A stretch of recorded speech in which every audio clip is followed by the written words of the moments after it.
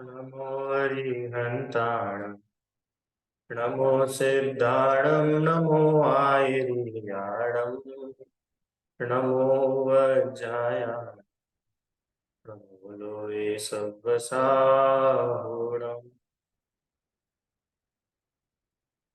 मंगलमय मंगलकरण वीतराग विज्ञान नमो ताहि जाते भय तादि महा करि मंगल करि हो ग्रंथ करण को काम जाते मिले समाज सब पावे निज पद रास मिथ्या भाव भाविते जो प्रगटे निज भाव सो जयवंत रहो सदा यही मोक्ष उपाय।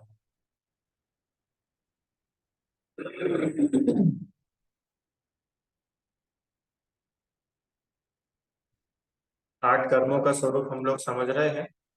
इसमें कल तक हम लोगों ने वेदनी कर्म का स्वरूप यहाँ तक अपनी चर्चा पूरी हो गई थी। आज हम लोग क्या शुरू करेंगे, छठे नंबर का कर्म जिसका नाम है आयु, है ना। आयु कर्म के उदय से क्या होता है और कैसे आयु की अवस्थाएं बनती है वो अपन लोग देखें। ठीक है, आप लोग को मेरी आवाज क्लियर आ रही है सभी को?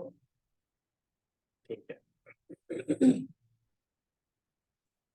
तथा आयु कर्म से, आयु माने अघाती कर्मों का दूसरा भेद। अघात 4 कर्म घातिया, 4 अघातिया, ज्ञानावरण, दर्शनावरण, मोहनी, अंतराय, ये चारों घातीय कर्म। और वेदनी, आयु, नाम, गोत्र, ये 4 अघातीय कर्म। इसमें वेदनी कर्म की अपन कल चर्चा कर चुके थे। साता और असाता ये 2 वेदनी कर्म के भेद है। साता में सुख रूप या अनुकूलता रूप बाह्य सामग्री या शरीर में वैसी अवस्थाएं बनती है। और असाता में दुख रूप अवस्थाएं शरीर में या शरीर के बाहर ऐसी अवस्थाएं मिलती है। अब ये आयु कर्मोदय जन्य जीव की क्या अवस्था होती है वो अपन आज शुरू कर रहे हैं।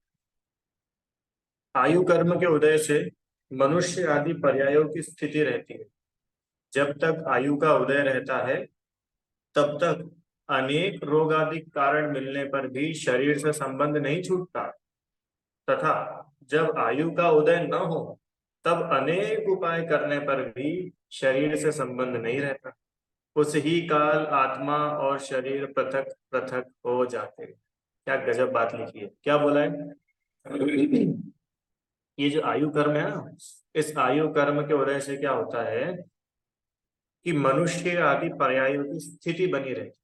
मनुष्य आदि, आदि मतलब चारों लगाना, मनुष्य, तिर्यंच, नरक और देव, ये 4 पर्याय होती है जीव के संसार में।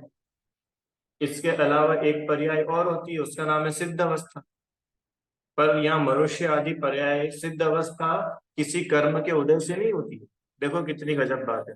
आप लोगों को ध्यान हो, जब हमने सबसे पहला दिन जब कर्म के बारे में पढ़ा था तो कर्म की परिभाषा क्या थी? जो आत्मा का असली स्वभाव प्रकट ना होने दे वो कर्म कहलाता है।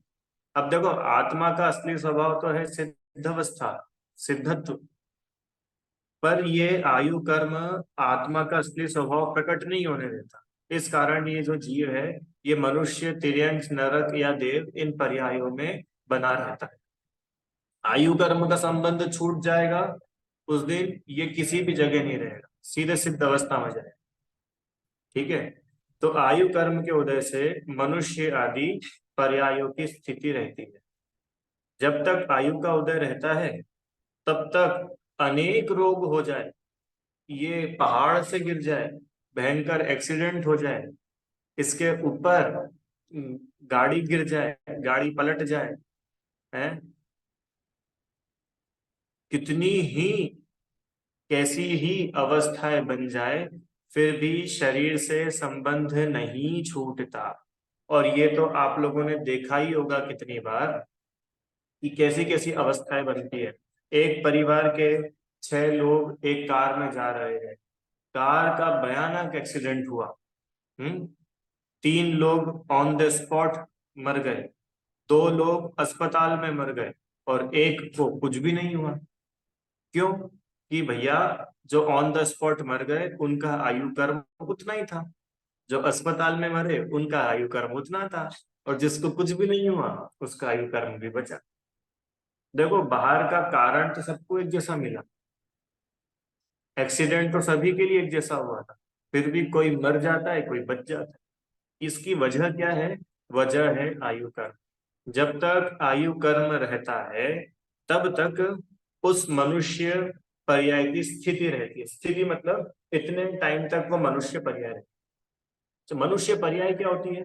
ये जो भी अपने को दिख रही है ना, मनुष्य शरीर और आत्मा, इनकी जो मिली जुली अवस्था है ये कहलाती है मनुष्य पर्याय। देव पर्याय क्या कहलाती है? कि देव का शरीर और आत्मा, माने आत्मा ने जो देव शरीर धारण किया, बराबर, वो देव पर्याय कहलाती है। कोई जीव है, उसने चींटी का शरीर धारण किया तो वो चींटी पर्याय कहलाएगी। अरे आपको समझ में आ रहा है कि नहीं? कोई जीव है, उसने हाथी का शरीर धारण किया तो वो हाथी की पर्याय कहलाएगी।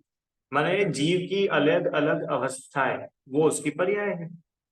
अब जितने समय तक ये पर्याय बनी रहेगी, स्थिति मतलब वो रहेगा, उतने टाइम तक वह मनुष्य पर्याय बनी रहेगी।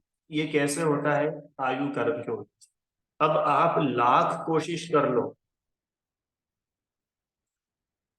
हाँ, अगर आयु कर्म है तो मर नहीं सकता, और आप लाख कोशिश कर लो और आयु कर्म नहीं है तो बच नहीं सकता। देखो कितना स्पष्ट लिखा है कि अनेक रोगादि कारण मिलने पर भी शरीर से संबंध नहीं छूटता। कितने ही लोग ऐसे होते हैं, 30-30 साल, 40-40 साल बिस्तर पे पड़े हुए हैं, कोमा में है, पैरालिसिस है, शरीर काम नहीं करता, ब्रेन डेड हो गया है, वेंटिलेटर पर है। अरे होते कि नहीं होते? कितने ही लोग ऐसे होते हैं, पर वो है मरे नहीं है, जिंदा है। ये क्या वजह है भैया? वजह ये है कि भले ही बड़ी बड़ी बीमारी भी क्यों ना हो, चाहे कैंसर हो गया हो, चाहे पैरालिसिस हो गया हो, चाहे किडनी खराब हो गई हो, कुछ भी हो गया हो, पर अगर आयु कर्म अभी बचा हुआ है तो वो पर्याय उसकी बनी रहे। और आयु का उदय ना हो तब आप अनेक उपाय कर लो, दुनिया के बेस्ट से बेस्ट डॉक्टर को दिखा लो, करोड़ों रुपए खर्च करने को तैयार हो जाओ, अरबों खरबों रुपए खर्च कर दो, दुनिया के बेस्ट हॉस्पिटल में चले जाओ, फिर भी अनेक उपाय करने पर भी शरीर से संबंध नहीं रहता है। जिस क्षण आयु कर्म का उदय खत्म हुआ, उस ही क्षण उसी काल आत्मा और शरीर पृथक पृथक हो जाते हैं। कितनी बढ़िया बात है, क्या लिखा? अतिशय। आत्मा और शरीर अलग अलग हो जाते हैं, इसका मतलब कि आत्मा और शरीर अलग अलग है, अलग अलग है, तभी तो अलग अलग हो जाते हैं। जैसा मैं आपको बोलूं, शक्कर और मिठास को अलग अलग करके बताओ, जो ऐसा करके बताएगा उसको मेरी तरफ से गिफ्ट। शक्कर और मिठास को अलग अलग करके बताओ, या गर्माहट और अग्नि को अलग अलग करके बताओ। कर सकते हो क्या? कि नहीं भैया, वो दो अलग अलग चीजें नहीं है। हाँ, अगर मैं आपको ऐसा बोलूं कि दूध और पानी को अलग अलग करके बताओ, उसको अलग अलग कर सकते हो कि नहीं? दूध और पानी को अलग अलग कर सकते हो कि नहीं? है? कर सकते हैं। है क्या उसमें? दूध में नींबू डाल दो और उसको गर्म कर दो दूध दूध अलग हो जाएगा, पानी पानी अलग हो जाएगा। है कि नहीं? तो भाई जो अलग अलग है वो वास्तव में अलग अलग होते हैं, जो अलग अलग है ही नहीं उनको अलग अलग नहीं किया जा सकता। ऐसे ही शरीर और आत्मा, ये तो अभी मिली जुली अवस्था है, पर एक्चुअल में देखा जाए तो शरीर अलग है, आत्मा अलग है। कैसे पता चला दोनों अलग अलग है? कि अलग अलग होते दिखते हैं ना, अलग अलग होते दिखते हैं, इससे ही समझ में आता है कि ये दोनों अलग अलग है। तो जब आयु का उदय नहीं हो तब ये जीव अनेकों उपाय करे, तांत्रिक के पास चला जाता है, झाड़ फूक कराता है, बोलता है यहाँ पे नारियल चढ़ा दो, कोई बोलता है यहाँ छत्र चढ़ा दो, कोई बोलता है ये धारा कर लो, कोई बोलता है शांति धारा कर लो। पर भाई साहब जब आपके आयु का उदय खत्म होगा तब कुछ भी काम नहीं है, कुछ भी काम नहीं है। ये तो सब अपने मन को शांत करने के तरीके हैं, और इनमें से अधिकांश तो ग्रहित मिथ्यात्व है, जो इधर उधर भटकते नहीं रहते। कभी इस बाबा के पास जाएंगे, कभी उधर चादर चढ़ाएंगे, कभी वहां धागा बांधेंगे, कभी वहां छत्र लटकाएंगे, कभी वहां नारियल फोड़ेंगे। ये सब ग्रहित मिथ्यात्व है, इनसे पाप बंधता है। इतनी स्पष्ट बात है। अरे आयु कर्म पे ही भरोसा नहीं है। हम्म?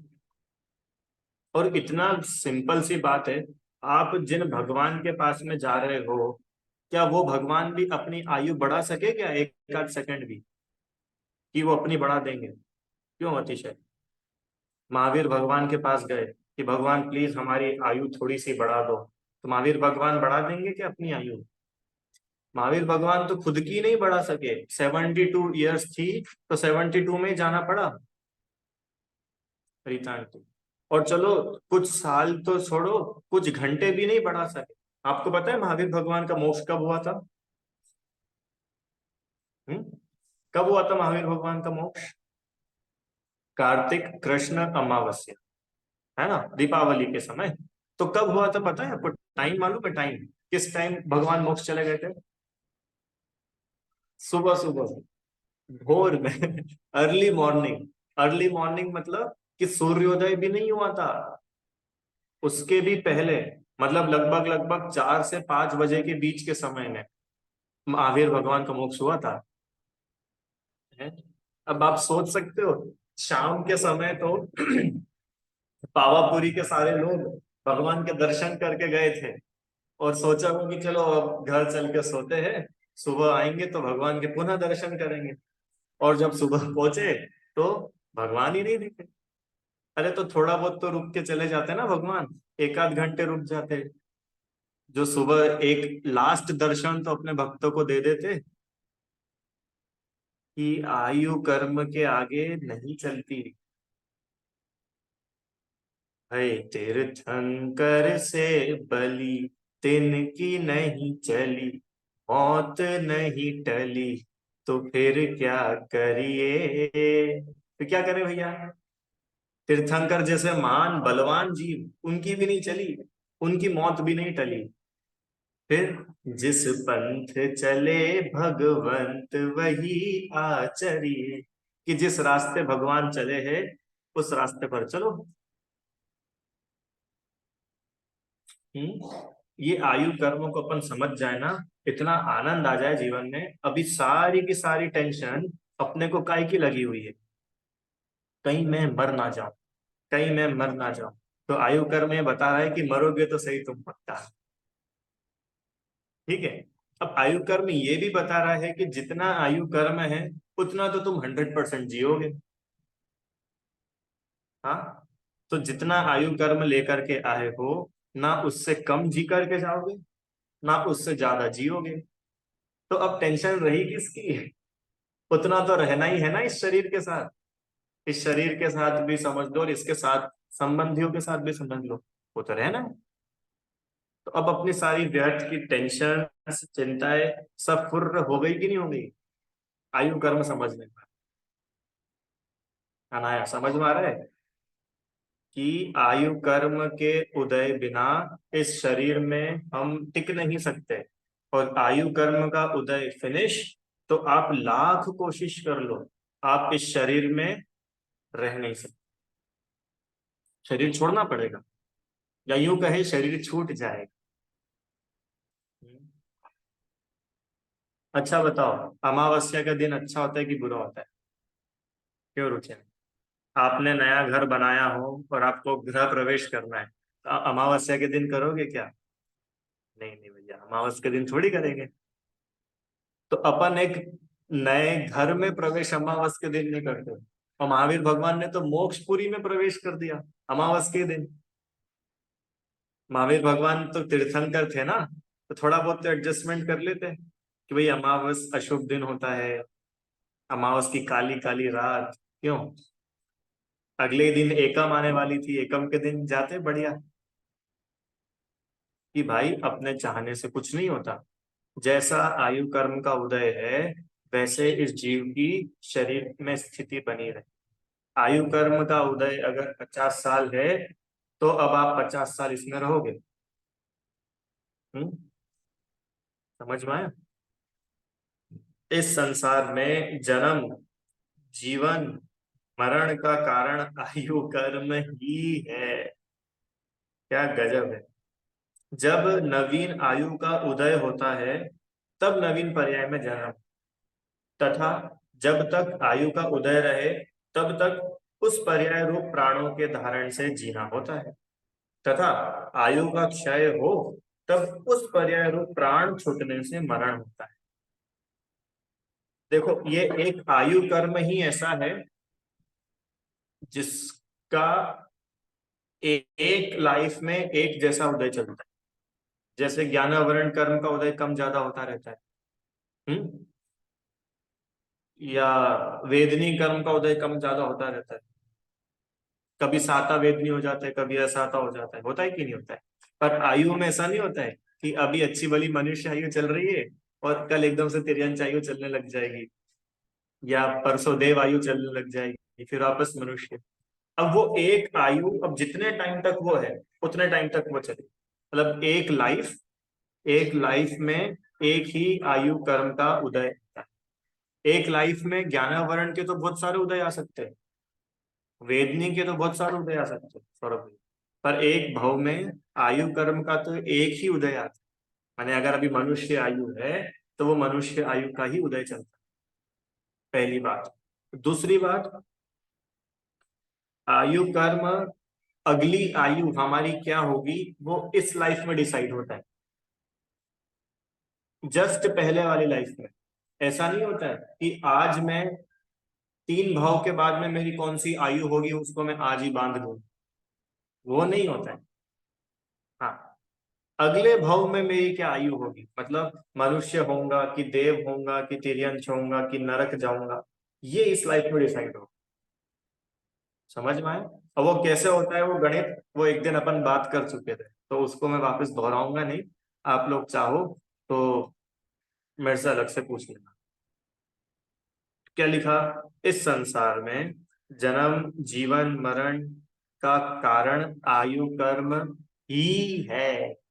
माने और कोई नहीं है। किसी की दुआ, किसी की बद्दुआ, कोई दवा, कुछ भी नहीं है। संसार में जीवन मरण का कारण एकमात्र, वन एंड ओनली, कौन है? बोलो, कौन है? आयु का। हम्म, आयु कर्म है मूल कारण। अब बाहर में अलग अलग कारण और उसके हो सकते हैं। कोई बोले कि भैया इनकी हार्ट अटैक से मृत्यु हो गई, कोई बोले इनकी कैंसर से हो गई, कोई बोले इनके एक्सीडेंट से हो गई, कोई बोलेगा कि भैया ये तो इनकी बुढ़ापा बहुत आ गया था, शरीर कमजोर पड़ गया था। ये सब तो अलग अलग अलग अलग बातें हैं। मूल कारण है आयु। आयु नहीं हो तो ये सब कारण रहे, ना रहे तो भी जीव का मरण हो जाए, और आयु बची हो तो कितने हार्ट अटैक आ जाए, अरे लोगों को गोलियां तक लग जाती और जिंदा बच जाते हैं। हाँ, आप पद्म पुराण पढ़ करके देखो। युद्ध हुए, युद्ध हुए, और भयंकर युद्ध चल रहा है रामचंद्र जी और दशानन की सेना के बीच में। और कुंभकर्ण को, इंद्रजीत को इन्होंने बंदी बना लिया, पर मारा नहीं। क्यों नहीं मारा? क्योंकि उनका आयु कर्म बचा था। सीधी बात है। रावण की एक प्रतिज्ञा थी, मालूम है आपको? कि रावण जो है वो युद्ध में किसी स्त्री के ऊपर वार नहीं करेगा, किसी वृद्ध के ऊपर अटैक नहीं करेगा। कोई अगर उससे रिक्वेस्ट करेगा कि प्लीज मुझे मत मारो, प्लीज मुझे मत मारो, उसको नहीं मारता था। कोई पागल हो उसको नहीं मारता था, कोई घायल हो उसको नहीं मारता था, कोई बेहोश हो उसको नहीं। ये रावण की पॉलिसी थी। अब लक्ष्मण जी बेहोश हो गए थे ना युद्ध में, तत्काल रावण ने युद्ध रोक दिया। क्यों? लक्ष्मण जी की आयु बची थी। ठीक है, समझ में आया कि नहीं आया? हम्म? कितने उदाहरण आते हैं ना। अभी थोड़े दिन पहले ऐसा आया था, कहाँ पे हुआ था वो, अ, लोनावाला में हुआ था शायद, है ना? लोनावाला में कहाँ हुआ था, एक परिवार के 9-10 लोग वो बीच में फंस गए नदी के। हाँ, वो बहुत तेज पानी का बहाव, बहुत तेज प्रेशर। हाँ, कुछ समय तक तो वो लोग ने जैसे तैसे करके अपने आप को रोके रखा, बचाया रखा। पुरुष भी थे, महिलाएं भी थी, बच्चे भी थे, हैं। और एकदम से एक बहाव आया, एक का पैर फिसला, और उस एक के चक्कर में 3-4 लोग बह गए। ठीक है, कुछ लोग फिर भी बचे रहे। फिर और तेज पानी का प्रेशर आया, उनका भी जो पकड़ बना रखी थी उन्होंने, वो पकड़ ढीली हुई, और सब के सब लोग बह गए। और फिर बाद में क्या पता चला कि सब लोग नहीं मरे, कुछ लोग बच गए। अब ये कैसे हुआ भैया? सिंपल सी बात है, जो लोग बच गए उनके आयु कर्म बचा था, और जो लोग बह गए उनके आयु कर्म का अंत आ गया था। इतनी सी बात है। तो भैया आप तो कुछ ऐसा बताओ जिससे आयु कर्म को बढ़ाया जा सके। क्यों? कि ऐसा नहीं होता है। आप एक बार जो आयु बांध करके आ गए इस लाइफ में, अब उस आयु रिलेटेड इस प्रेजेंट लाइफ में आप कुछ भी मॉडिफिकेशंस नहीं कर सकते। हाँ, अगर नेक्स्ट लाइफ की आपकी आयु बंध चुकी है और अभी आपकी नेक्स्ट लाइफ शुरू नहीं हुई है, तो उसके पहले उसमें मॉडिफिकेशंस पॉसिबल है। जैसे राजा श्रेणिक, नाम सुना है? अरे हाँ कि ना? सुना है ना? कौन थे राजा श्रेणिक? जिन्होंने आदिनाथ भगवान को सबसे पहले आहार दिया था, है ना? क्यों? हाँ बोल रहे हो आप? अरे वो तो राजा श्रेयांश थे। राजा श्रेणिक कौन थे? हाँ, जिन्होंने यशोधर मुनिराज के गले में सर्प डाला था, चेलना के पति। चेलना के पति महावीर भगवान के मौसा जी। अब क्या हुआ, वो मुनिराज के गले में सर्प डाला, उनको उपसर्ग किया, तीव्र क्रोध कषाय थी, तो उसके फल में इनको नरक आयु का बंध हुआ। माने ये राजा श्रेणी का जो जीव है, ये अगले भाव में नरक जाएगा। कौन सी नरक? की 7वीं नरक। ठीक है। अब क्या होता है कि कुछ काल बाद में राजा श्रेणी ने जो पाप किया, उसका उसे बहुत ज्यादा पश्चाताप होता है। हाँ, तो मुनिराज के से क्षमा मांगता है। फिर कालांतर में तीर्थंकर महावीर स्वामी के समो शरण में जाता है, वहां उसको सम्यक की प्राप्ति होती है। हैं, और तो और जैसे भगवान महावीर के मुख्य गणधर गौतम स्वामी थे ना, ऐसे ही भगवान महावीर की सभा के मुख्य श्रोता श्रेणिक महाराज थे। कौन श्रेणिक महाराज? जो अगले भाव में नरक जाने वाले हैं, वो मुख्य श्रोता थे, बताओ। और इस माया ग्रंथ में उन्होंने महावीर भगवान से कितने प्रश्न पूछे समोशरण में? 60,000, 60,000 क्वेश्चन पूछे। कौन? जो अगले भाव में नरक में डंडे खाने वाला है। अभी आपको पता चल जाए कि अपनी क्लास में कोई व्यक्ति ऐसा है जो अगले जन्म में नरक में जाने वाला है, तो अपन उसको कैसा ट्रीट करेंगे? तो क्या समोशरण में नहीं पता चल रहा होगा कि ये भाई साहब जो इतने सारे प्रश्न पूछ रहे हैं, ये अगले जन्म में नरक जाएंगे? चलो, अपनी बात तो ये थी कि नरक आयु का बंद हो गया था ना, उसके बाद भी सम्यक्त्व प्राप्त किया, भगवान की सभा के मुख्य श्रोता बने, और ये हुआ कि भैया जो उनकी नरक आयु कई सागरों की थी, वो मात्र हजारों वर्षों की रह गई, 84,000 ईयर्स। हाँ, इतना हो गया कि इतनी लंबी आयु उनकी इतनी सी रह गई। पर आप बोलो कि भैया नरक से बदल के उनको स्वर्ग भेज दो ना, कि नहीं, वो नहीं हो सकता। जो आयु बंद गई, अब वही आयु रहेगी। हाँ, उसमें कम ज्यादा हो सकता है। कब? पिछली लाइफ में ही।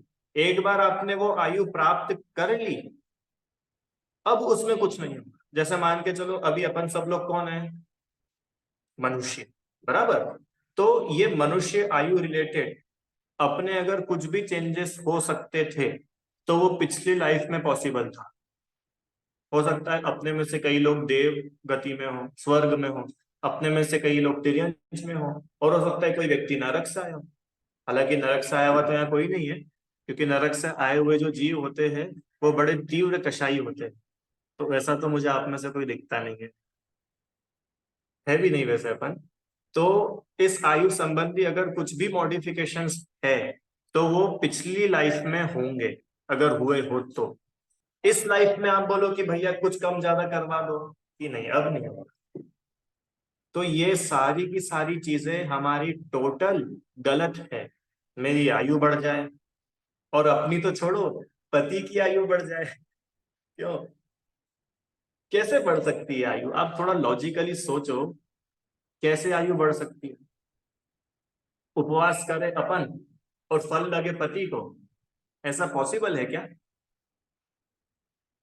माने अपने उपवास का फल पति को लग जाए, तो अपने को काय का फल लगेगा, किसी और के कोई काम का? तो ऐसे तो पार्शियलिटी हो जाएगी। अरे आप समझ रहे हो कि नहीं समझ रहे हो? और फिर जो पति के जो कर्म रहेंगे उसका फल किसको मिलेगा? पति ने भी तो कुछ कर्म बांधे होंगे ना पूरे जीवन में, उसका फल किसको मिलेगा? चलो, अपन ने उपवास करके पति की आयु बढ़वा दी, और पति ने जो कर्म किए तो उसका फल वो पत्नी को। और जिनके पति और पत्नी नहीं हो उनके साथ क्या होगा? कि भैया ऐसा कुछ भी नहीं होता है। स्वयं किए जो कर्म शुभाशुभ फल निश्चय ही वे देते, करे आप फल दे अन्य तो स्वयं किए निष्फल होते। अपने कर्म सिवाय जीव को कोई न फल देता कुछ भी, पर देता है यह विचार तज कोई और मुझे कर्मों का फल ला करके दे देगा। ऐसे विचार को तजो, छोड़ो, स्थिर हो, छोड़ प्रमादी बुद्धि। पढ़ा कि नहीं आप लोगों ने ये सामायिक पाठ 10 लक्षण में, व्रत के दिन पढ़ते हो ना? उसमें लिखा है कि नहीं साफ साफ, अमित गति आचार्य ने लिखा है ये, कि भाई आपके अपने कर्मों के सिवाय और कोई जगत में आपको फल नहीं देगा। अरे आपके पति पत्नी बच्चे तो छोड़ो, भगवान तक आपको फल नहीं देते हैं। हम्म? जय श्री राम जी। और मान के चलो कोई पति को ऐसी पत्नी मिल जाए जिससे भूखे ही ना रहते बने, तो वो पति तो फोकट में जल्दी मर जाएगा। क्यों? क्योंकि उसकी पत्नी उपवास नहीं कर पाती। तो पहले तो मतलब जब लकड़ी लकड़ी क्या लड़की ढूंढने जाए तो ये पूछेगा सबसे पहला क्वेश्चन कि तुम उपवास कर पाते हो कि नहीं, भूखे रह पाओगे कि नहीं? क्यों? क्योंकि हमको ज्यादा जीना है। अरे आप सोचो ना, कितनी इलॉजिकल बात है कि भाई आपका जीवन, आपका मरण, उसका कारण आप ही का आयु कर्म है, पत्नी का उपवास नहीं है, किसी और की बद्दुआएं नहीं है, किसी का श्राप नहीं है, किसी का आशीर्वाद नहीं है। क्यों, किसी के श्राप से मरते कि नहीं मरते?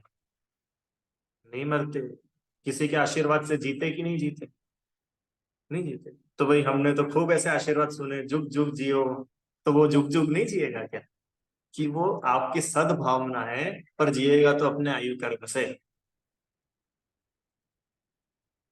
ठीक है। अब इसकी तो बहुत डिटेलिंग हो सकती है। अनित्य शरण भावना इसी से भरी हुई है पूरी। अभी हालांकि अपना उतना लंबा विषय नहीं है, फिर भी जब समय आएगा 12 भावना जब पढ़ेंगे तब इसको थोड़ा सा और समझेंगे। अभी आपको इसकी मेन बात समझ में आई कि नहीं, कि हम इस शरीर में जो बने हुए हैं ये सिर्फ हमारे ही आयु कर्म के उदय से होता है। जहां हमारे आयु कर्म का उदय पूरा हुआ, वहां कोई हमको इस शरीर में, दुनिया की ताकत ऐसी नहीं है जो रोक सके। और जहां हमारे आयु कर्म का उदय बचा है, तो दुनिया की कोई ऐसी ताकत नहीं है जो अपने को इससे बाहर निकाल। अब आप चाहे तंत्र मंत्र कराओ, आप चाहे झाड़ फूक करा लो, आप चाहे गंगा में स्नान कर लो, आप चाहे तो चादर चढ़ा लो, आप चाहे तो शांति धारा कर लो, और आप चाहे तो नारियल चढ़ा, कुछ भी कर लो, कोई फर्क नहीं पड़ता। कि भैया फिर वो ऐसा बोलते तो है कि उनकी तबीयत खराब है, उनके अज के लिए अपन नमोकार मंत्र की माला फेरो, तो फिर फेरनी की नहीं फेरनी, आप तो ये बताओ। अरे होता है कि नहीं होता है ऐसा, कि भाई उनके उसके लिए अपन नमोकार मंत्र की माला फेरो, कुछ अनुष्ठान करो। कि अनुष्ठान करो, बहुत अच्छी बात है। नमोकार मंत्र की माला फेरो, बहुत ही बढ़िया बात है। पर मेरे नमोकार की माला फेरने से उसकी आयु बढ़ जाएगी, ऐसा मानना ग्रहित मिथ्यात्व है। बहुत बड़ा पाप है मिथ्यात्व। सात व्यसन से भी बड़ा पाप है। रुको, ऐसे नहीं समझ में आएगा। आलू खाने से भी बड़ा पाप है कि मेरे नमोकार फेरने से उसकी आयु बढ़ जाए। वेश्या सेवन करने से बड़ा पाप है कि मेरे नमोकार की माला फेरने से उसकी आयु बढ़ जाएगी। लगता है अपने को ऐसा? कोई व्यक्ति वेश्या सेवन करता हो, शराब पीता हो, तो वो तो कितना बड़ा पापी लगता है। और कोई व्यक्ति मंदिर में बैठ करके ऐसी श्रद्धा रखता हो, सौरभ भैया, कि यहाँ मैं नमोकार मंत्र बोलूंगा और वहां उसकी आयु बढ़ जाएगी, यहाँ पे मैं धारा छोड़ूंगा और वहां उसकी बीमारियां दूर हो जाएगी, ये बहुत बड़ा ब्लंडर पाप है ये। बहुत बड़ा पाप है। वेश्या सेवन से बड़ा पाप लिखा है मिथ्यात्व। तो उसकी अर्थ खबर ही नहीं है, क्यों? क्योंकि बहुत सारे लोग कर रहे हैं। तो बहुत सारे लोग कर रहे हैं तो अपन भी करो, क्या दिक्कत है? भाई वो सारे लोग कर रहे हैं, उससे ये कहाँ का सर्टिफिकेट मिल जाता है कि अपन भी कर सकते हैं?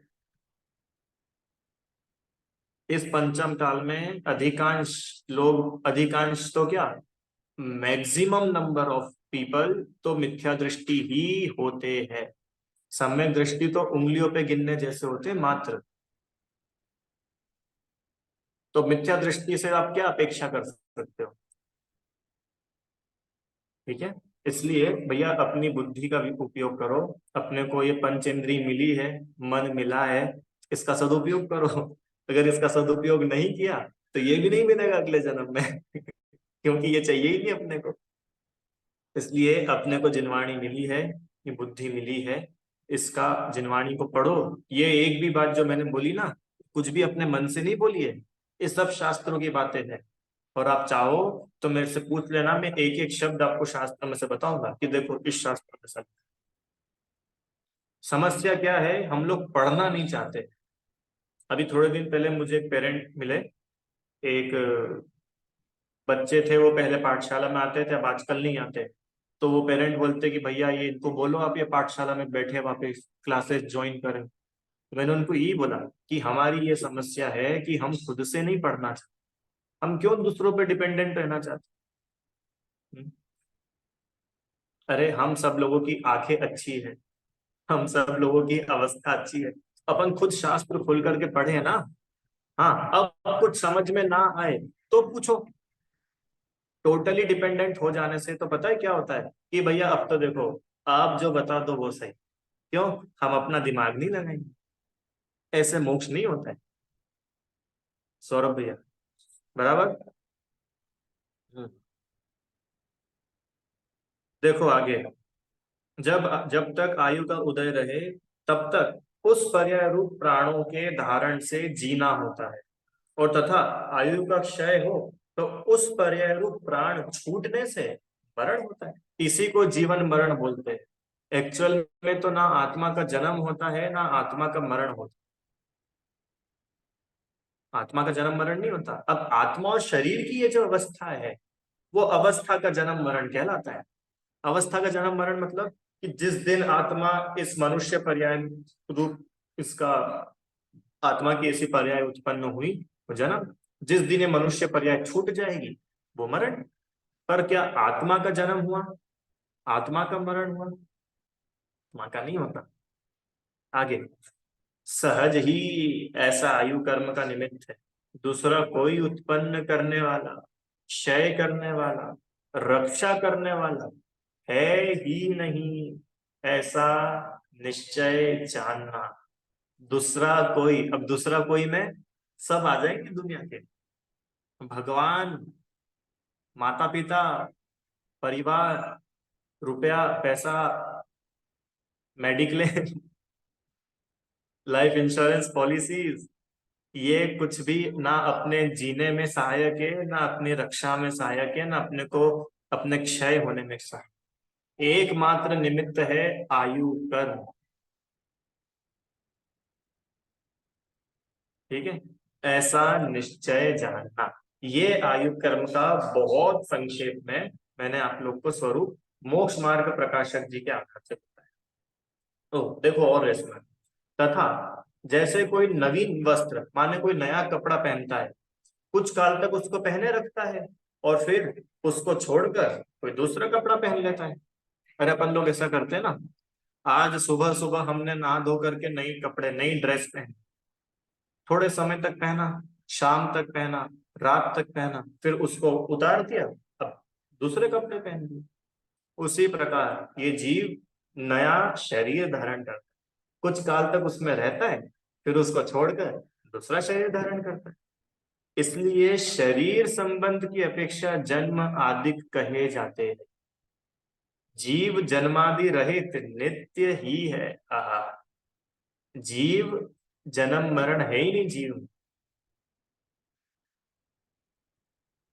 आत्मा का जन्म नहीं होता है, आत्मा का मरण नहीं होता है। ठीक है, बोलो अनाया, आपका बर्थडे कब आता है? कि भैया कोई सी भी डेट। बोल रहे ये आपका बर्थडे है ही नहीं। आप पहले ये बताओ, आप अपने आप को क्या मानते हो? अगर आप अपने आप को आत्मा मानते हो ना, तो आप बोलोगे भैया मैं अनादि अनंत हूँ। जीव का मरण कभी भी होता नहीं, जीव का कभी मरण नहीं होता। ठीक है, पर मोही जीव अतीत अनागत का विचार नहीं करता। मोही जीव मतलब अज्ञानी जीव, उसको अतीत, अतीत मतलब पास्ट, अनागत मतलब फ्यूचर, उसको पास्ट प्रेजेंट फ्यूचर का कोई विचार ही नहीं है। बस उसको तो जो पर्याय मिल गई है, उस पर्याय में ही अपनी स्थिति मानकर उस संबंधी कार्यों में तत्पर हो रहा है। हम्म? सही सही बताना, आप लोग ईमानदारी से अपना अपना विचार करना। क्या आपको ऐसा भरोसा है कि इस लाइफ के पहले भी आपकी कोई लाइफ थी? इतनी जल्दी हाँ मत बोलो। इस लाइफ के पहले भी हमारी कोई लाइफ थी जय श्री आई, ऐसा अपने को विश्वास है क्या? और इस लाइफ के बाद भी मेरी कोई और लाइफ होगी, क्या ऐसा अपने को विश्वास है? कि ऐसा अपने को जब विश्वास हो जाएगा ना, तो अपनी ये सारी भाग दौड़ बंद हो जाएगी।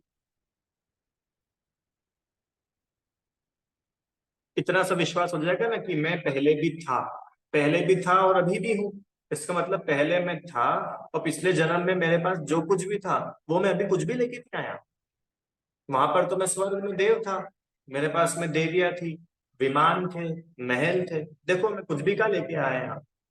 तो जब तुम पहले थे और अभी भी है, वहां से कुछ लेकर नहीं आए, ऐसे ही अभी भी हो और भविष्य में भी रहोगे। तो यहाँ का कुछ उधर लेकर के नहीं जाओगे। जब यहाँ का कुछ उधर लेकर के नहीं जाएंगे, तो फिर अन्याय खत्म होगा कि नहीं अपने जीवन से? अनीति खत्म होगी कि नहीं अपने जीवन? व्यर्थ के पाप, दुनिया को ठगना, ये सब बंद हो जाएगा कि नहीं हो जाएगा? कि भैया जब आगे कुछ लेके ही नहीं जाना है, काहे के लिए इतना करना? हम्म? क्या बोलते हैं उसको, कफन में क्या नहीं होती है? जेब नहीं होती है, ऐसा बोलते हैं, क्या बोलते हैं? इसका मतलब कि आप अगले भाव में कुछ ले जा नहीं सकते। अब ये किसको श्रद्धा होगी? कि जिसको ये श्रद्धा होगी कि मेरा अतीत भी कुछ था और मेरा वर्तमान भी कुछ है और मेरा भविष्य भी।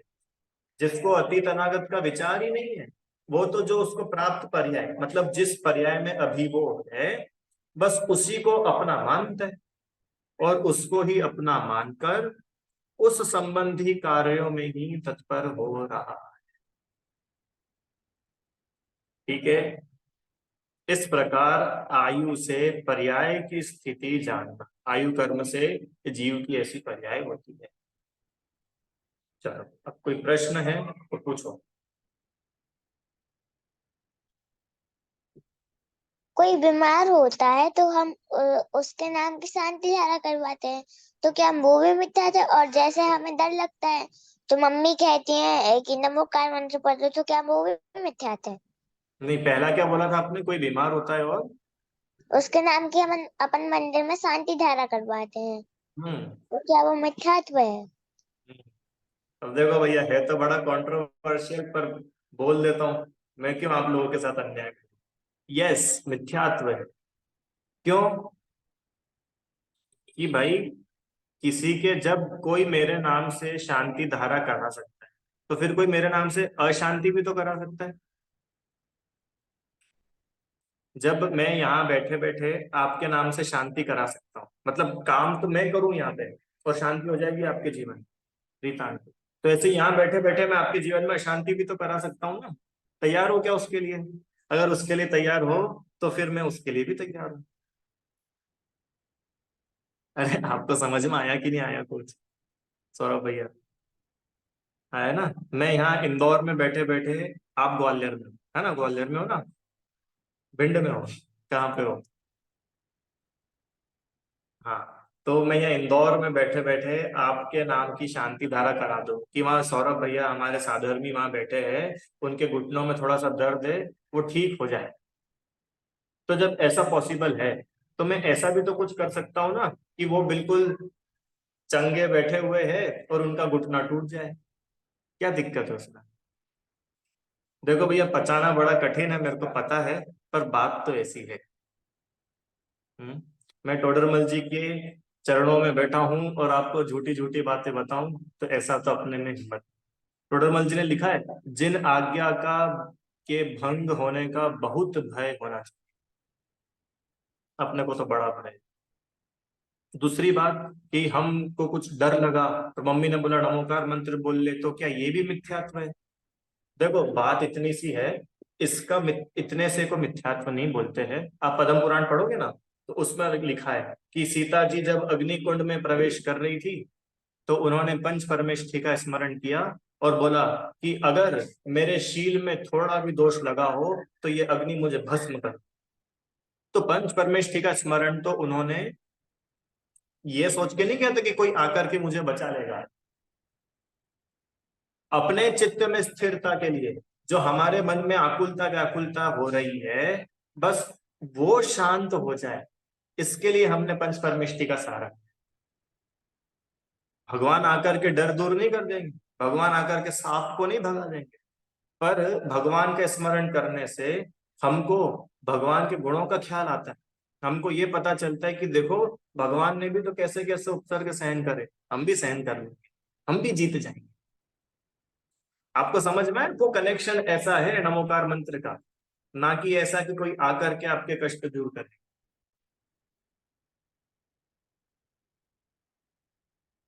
हाँ, इतनी सी बात इसमें सब लिखा है मोक्ष मार्ग प्रकाशक जी में। इसमें ऐसा लिखा है कि ये जीव के पाप का उदय हो, तो कोई सहायता का निमित्त नहीं बनता, और इस जीव के पुण्य का उदय हो, तो कोई सहायता ना भी करे तो भी इसका काम हो जाता है। तो पूरा का पूरा खेल अपने ही तो पुण्य पाप के उदय पे टिका हुआ है।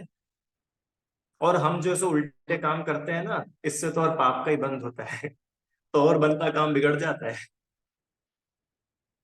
कि भैया वो दुनिया में तो पर देखा जाता है लोगों के काम बनते हुए, कि दुनिया में जो लोगों के काम बनते हुए देखे जाते हैं, वो उनके पूर्व पुण्य के उदय से होता है। पर वर्तमान में जो वो काम कर रहे हैं, वो तो पाप के ही बंध का कारण। ठीक है। चलो, और कोई प्रश्न है क्या? हाँ, बोलिए।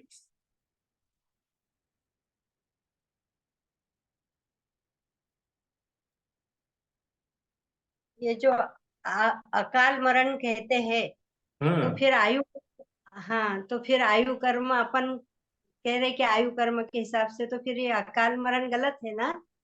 नहीं, बिल्कुल सही है। अकाल मरण के बारे में उस दिन बताया तो था। देखो, अकाल मरण मतलब क्या होता है कि जो काल में नहीं हो, जो काल नहीं हो, वो अकाल।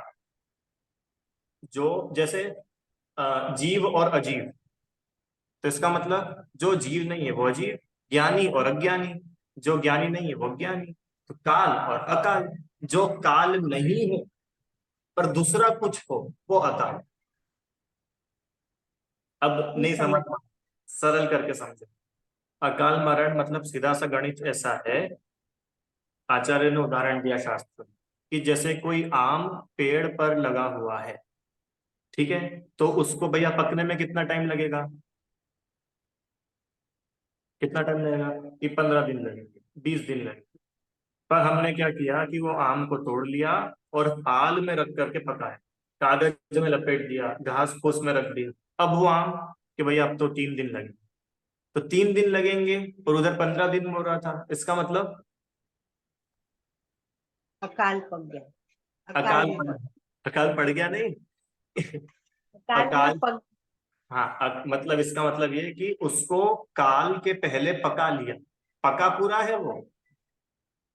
देखो सरल सा उदाहरण समझो, अकाल मरण मतलब इतनी सी बात है कि कोई जीव है, वो 100 वर्ष की आयु उसने बांधी थी, और उसके जो 100 वर्ष में आयु कर्म का उदय आने वाला था, वो सभी के सभी आयु कर्मों का उदय 80 वर्ष में आ गया। तो उसने अपनी आयु तो पूरी भोगी, पर जल्दी भोग ली, उसको बोलते हैं अकाल मरण। अब ये हम नहीं बता सकते कि अगर कोई 5 साल का बच्चा मरा हो तो उसकी अकाल मरण हुआ, या कोई 100 साल के दादाजी मरे हो तो उनकी अकाल मरण नहीं हो सकता है वो 100 साल और 1 दिन उनकी आयु थी, और वो 1 दिन जो थी वो उन्होंने पहले ही भोग लिया। ठीक है, तो ये जो अकाल मरण का विषय है, वास्तव में तो ये आपके हमारे ज्ञान का विषय है।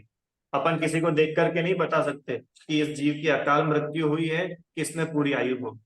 हर जीव पूरी आयु ही भोगता है।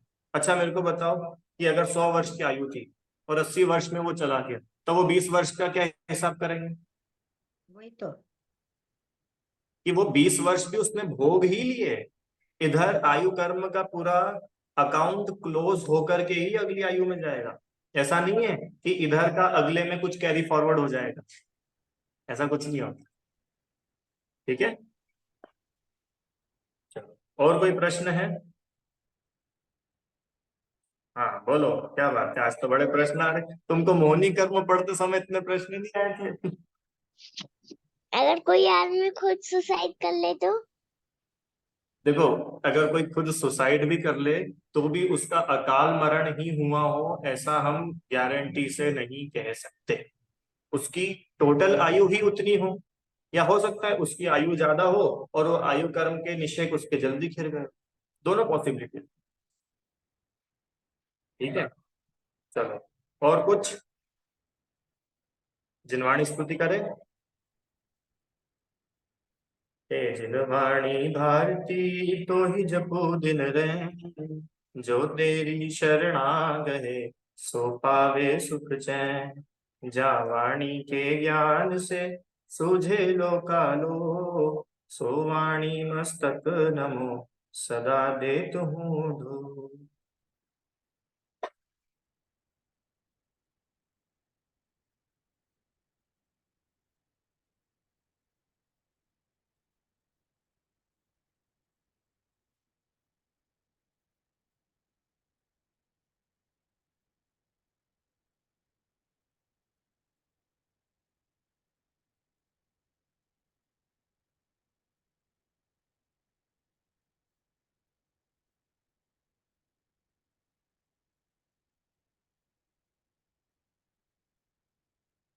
जय बोलिए द्वादशांग में जिनवाणी माता की जय। महान जैन धर्म की जय। जय जिन।